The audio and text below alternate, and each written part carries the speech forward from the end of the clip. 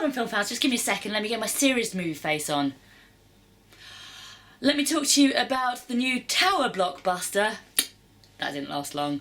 High Rise. Directed by Ben Wheatley, starring Tom Hiddleston, based on the novel by J.G. Ballard. About a dystopian tower block in the 70s, but also in the future and maybe the past. Yes, if that doesn't sound like your type of thing, then probably give it a miss, because it's trippy as fuck. Tom Hiddleston's character is this serenely detached psychological doctor character who moves to the tower block only to find out about the different layers, the different floors are actually different layers of society. So the higher up you go, the higher your social status. The film starts with a flash forward to the end, again messing with the time zones there, showing that the tower block has kind of broken down, lots of people died, he's eating a dog, so you know this is not going to end well, although you get that vibe quite quickly. The thing that's interesting about it is there's no reason that at any point any of these people can't leave their tower block, which I guess showed how people get trapped into social classes even despite their best efforts to fight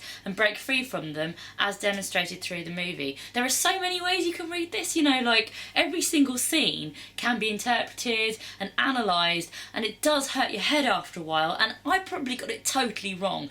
You know, there's so many ways that you possibly could read it, or maybe I'm wrong. I'm probably just being stupid. There's probably just one really clear cut definition, but yeah, everything you see, you're like, what is the symbolism to that? Oh, that's this, this.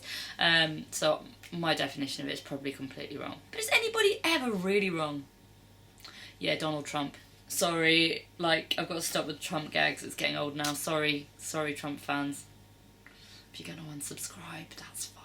The plot shows his descent from being this kind of serene, detached guy, dropping into insanity, and we feel like we're going with it because it starts off quite sensible and then just goes batshit crazy. It's literally the weirdest film I have seen this year. It feels like you're looking at the world through a kaleidoscope, and there is a kaleidoscope in the film, so maybe that's symbolic, or maybe I'm reading too much into it.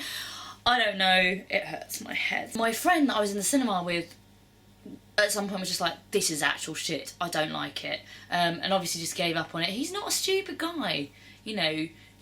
I think it is very divisive, like you either go with it or you just go, what the fuck, seriously man, this is nuts.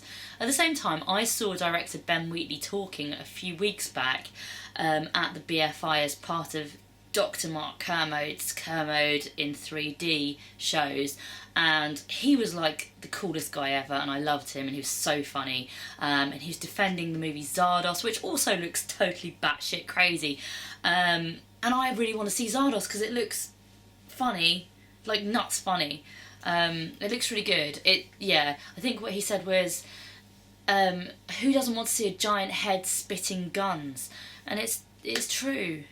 Who doesn't want to see that? The tower block itself is as much a character as the people inside the tower block, who are all nuts in different ways. But it's very defined architecture, it's very recognisable, very of the period, but also futuristic and looking to the past again, total anachronistic confusion.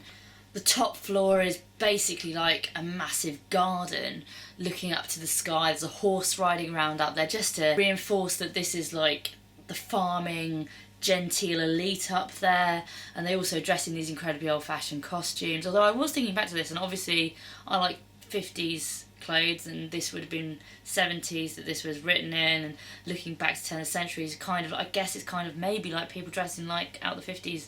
Oh, timelines, man. Seriously, my little head is going to explode, which is probably what they want. Yeah, the tower block though, nobody ever seems to need to leave, maybe because everything they need is within the tower block. Maybe that's why they never do leave. Maybe the whole thing's meant to be an asylum because everybody is nuts in this tower block in different ways. They're all trying to climb up all the time to the top of the tower. I mean, I guess that metaphor is quite clear. Visually, it's also spectacular.